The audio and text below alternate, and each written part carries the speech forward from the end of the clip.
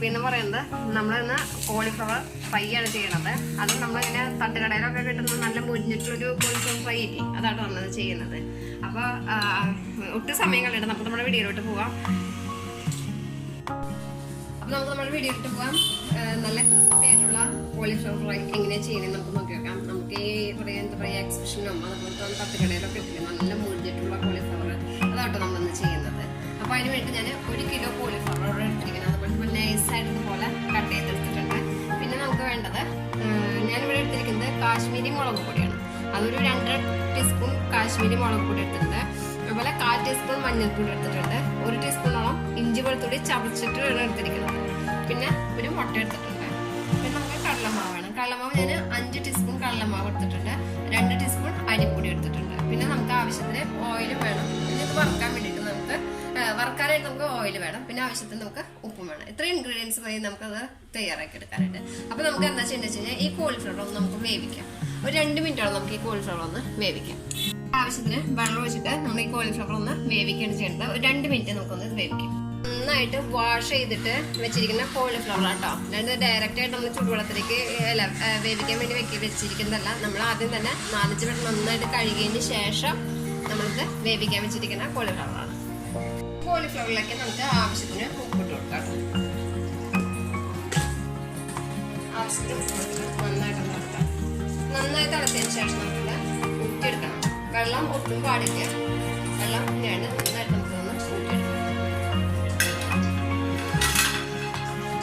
നമ്മളിത് 2 മിനിറ്റ് ആയി നമ്മൾക്ക് വേവിക്കാൻ വെച്ചിട്ട് നമുക്കിത് സ്റ്റവ് ഓഫ് ചെയ്യാം.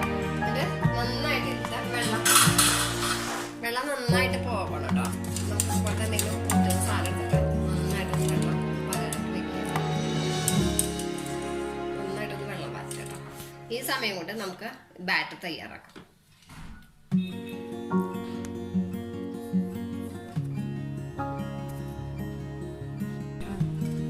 അപ്പം ഞാൻ ഇവിടെ ഒരു പാത്രത്തിലുണ്ട്. ഇതിലേക്ക് നമുക്ക് കടലമാവ് കൊടുക്കാം. പിന്നെ നമുക്ക് അരിപ്പൊടി നല്ല ക്രിസ്പി കിട്ടാൻ വേണ്ടിയിട്ടാണ്. നമ്മൾ നല്ല ക്രിസ്പി ആയിട്ടിരിക്കും, അതിന് വേണ്ടിയിട്ടാണ് ഇട്ട് കൊടുക്കാം. പിന്നെ നമുക്ക് മുളക് പൊടി, വെളുത്തുള്ളി, മഞ്ഞൾപ്പൊടി ഇതെല്ലാം ഇട്ട് കൊടുക്കാം. നല്ല ക്രിസ്പി ആയിട്ടിരിക്കണം നമ്മുടെ കോളിഫ്ലവർ. നമ്മളിങ്ങനെ തട്ടുകടയിലൊക്കെ കിട്ടുമ്പോൾ കഴിക്കുമ്പോൾ നല്ല ടേസ്റ്റോടും നല്ല ക്രിസ്പീസ് ആയിട്ട് നമുക്ക് കഴിക്കാം. നമുക്കിതിലേക്ക് ആവശ്യത്തിന് ഉപ്പ് ചേർക്കാം. ഉപ്പ് ചേർക്കുമ്പോൾ പ്രത്യേക കാര്യം ശ്രദ്ധിക്കുന്നത് വെച്ച് കഴിഞ്ഞാൽ നമ്മൾ കോളിഫ്ലവർ വേവിക്കുമ്പോൾ ഉപ്പിട്ടിട്ടുണ്ട്. അപ്പോൾ ഇതിൽ ഉപ്പിടുമ്പോൾ ശ്രദ്ധിക്കാം. പോരെങ്കിൽ രണ്ടാമത് ഇട്ടാൽ മതി. ആദ്യം കുറച്ചിട്ട് കൊടുക്കാം. ഇത് പോരാന്ന് തോന്നുകയാണെങ്കിൽ നമുക്ക് ഇത് നന്നായിട്ടൊന്ന് മിക്സ് ചെയ്യാം.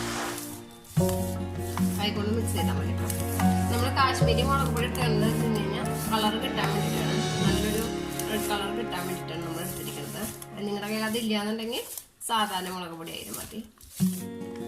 അപ്പം എരിവനുസരിച്ചിട്ട് ഇതിൻ്റെ എരിവൊക്കെ അനുസരിച്ചിട്ട് വേണം ഇടാനായിട്ട്. നമ്മളത് ഏറ്റവും അവസാനം നന്നായിട്ട് ബാറ്റർ റെഡിയാക്കിയതിന് ശേഷം നമ്മൾ ഇതിലേക്ക് എരിവ് ഉപ്പൊക്കെ പാകാൻ നോക്കാം. പോരാന്നുണ്ടെങ്കിൽ നമുക്കപ്പോൾ ഇട്ട് കൊടുക്കാം. ഇതിലേക്ക് ഞാൻ ഇനി ഒരു മുട്ട പൊട്ടിച്ച് ഒഴിക്കുകയാണ് ചെയ്യുന്നത്. അതിന് ശേഷം നമുക്ക് വെള്ളം ആഡ് ചെയ്യാം. കാരണം അല്ലെങ്കിൽ നമ്മളിപ്പോൾ വെള്ളം ചേർത്തിട്ട് നമ്മളിത് പേസ്റ്റ് രൂപത്തിലാക്കുകയാണെങ്കിൽ പിന്നെ നമ്മൾ രണ്ടാമത് മുട്ട പൊടിച്ച് വയ്ക്കുമ്പോൾ ചിലപ്പോൾ ഇത് വെള്ളം പൊടിയും. അപ്പോൾ അത് വേണ്ട. അപ്പോൾ ആദ്യം തന്നെ നമുക്കൊരു മുട്ട പൊടിച്ച് വയ്ക്കാം. ഇതിലേക്ക് ഒരു മുട്ട പൊടിച്ച് വെച്ചിട്ടുണ്ട്. നന്നായിട്ട് നിന്ന് കൈ കൊണ്ട് നന്നായിട്ട് മിക്സ് ചെയ്യാം.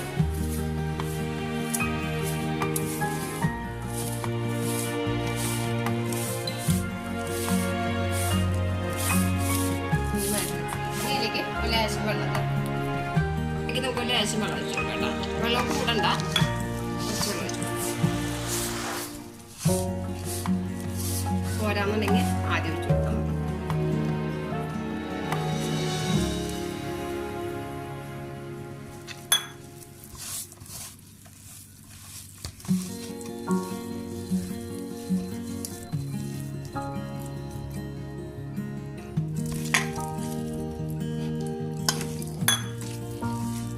നമ്മൾ ആദ്യമേ തന്നെ പേസ്റ്റ് പോലെ ആക്കണം ഞാൻ പറഞ്ഞല്ലോ. പിന്നെ നമ്മൾ മുട്ട പൊടിച്ച് വയ്ക്കുമ്പോൾ ഭയങ്കര ബുദ്ധിമുട്ടാവും. അതുകൊണ്ടാണ് നമ്മളത് വേണ്ടെന്ന് പറഞ്ഞത്. നമുക്ക് ആവശ്യത്തിന് കളറൊക്കെ ഇട്ടിട്ടുണ്ട്. അതിലേക്ക്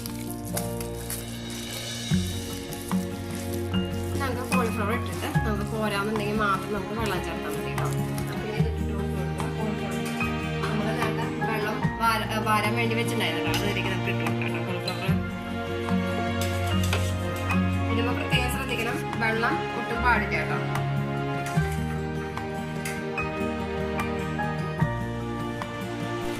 നന്നായിട്ട് മിക്സ് ചെയ്തെടുക്കാം കേട്ടോ. ഇത് മിക്സ് ചെയ്തിട്ട് നമുക്ക് റെസ്റ്റ് ചെയ്യാനൊന്നും വെക്കുന്നു വേണ്ട. അപ്പൊ തന്നെ നമുക്കിത് വറുത്തെടുക്കാം.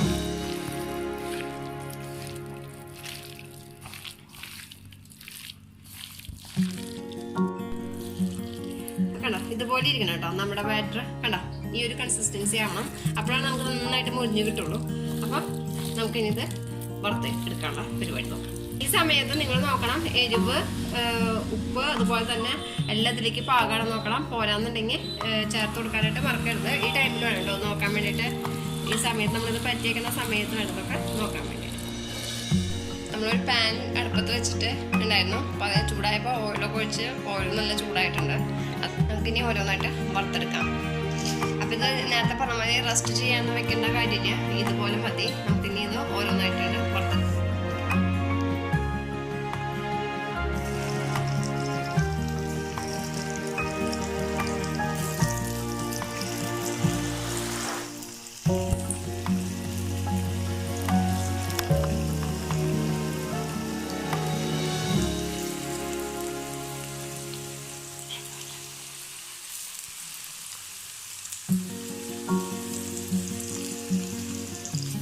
നമ്മളിങ്ങനെ മറിച്ചൊക്കെ ഇട്ട് കൊടുക്കണം കേട്ടോ.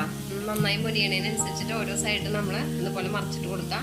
അതുപോലെ തന്നെ എന്താ പറയുക, ഹൈ ഫ്ലെയിമിൽ വെച്ചിട്ട് ചെയ്യരുത്. ഒരു മീഡിയം ഫ്ലെയിമിൽ വെച്ചിട്ട് ഇത് വറുത്തെടുത്താൽ മതി കേട്ടോ. ഹൈ ഫ്ലെയിമിൽ വെക്കുമ്പോൾ എന്ന് വെച്ച് കഴിഞ്ഞാൽ പെട്ടെന്ന് ഇത് കരിഞ്ഞു പോകും.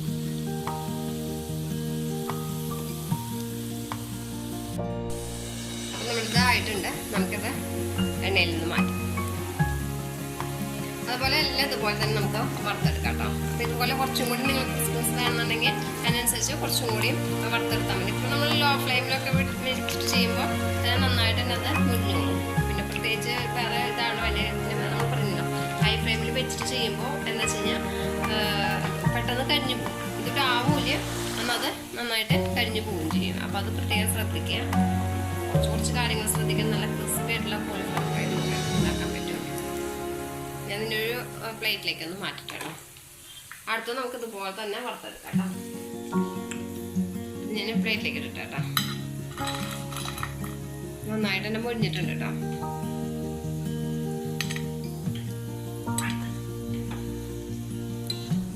ഇനി നമുക്ക് നേരത്തെ വറുത്ത പോലെ തന്നെ നമുക്ക് ഇതുപോലെ ഓരോന്നും വേണ്ട ഓരോ ബാച്ച് പോലെ തന്നെ വറുത്തെടുക്കാം.